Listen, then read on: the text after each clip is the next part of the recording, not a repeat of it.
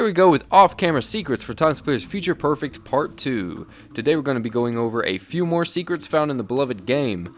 I would like to say real quick, I'm attempting to reach my goal of 100 subscribers. If I can get to that, then I'm going to do a very special episode on secrets in Resident Evil 4 that you might not know yet. Plus I'm going to do a face reveal, so if you aren't, go ahead and join the channel and my journey to 100 subscribers. With that being said, let's go ahead and kick off today's episode. Just like the last video, we're going to start things off at the Scotland level. So we've virtually frozen the scene from taking place, but loaded the objects used in the scene.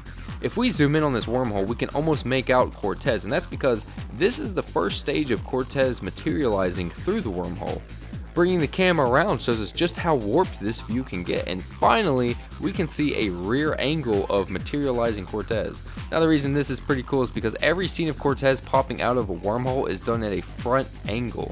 Also here in the distance we can see Captain Ash's flare gun, which is kept until the game needs it on camera. So last video we did a close-up on this airplane, but I never noticed that both sides of the airplane say ho. I don't know what the reference could be, maybe a joke on the Aussie accent. Whatever the case, this design could be seen mirrored on either side of the airplane, and I missed it in my last video. So the Timesplitters community has already documented this Easter egg plenty of times, but let's dive a little deeper into this. And of course I'm talking about the waving zombie in the level What Lies Below. After rescuing JoBeth Casey from a trap and moving through this hallway, we can see an elevator come down with a zombie waving.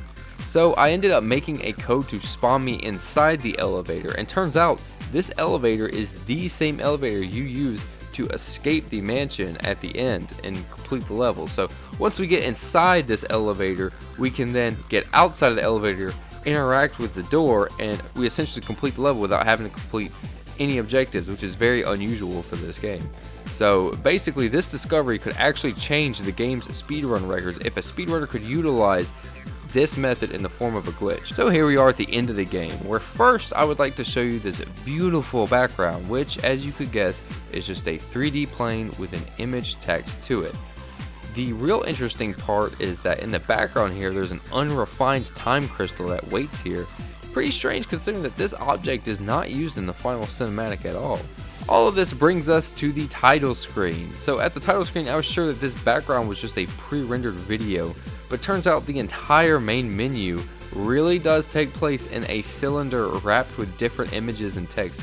It's almost like we can make out what some of these text boxes say, but I think it would just be easier to rip these textures from the ISO files and read them from there.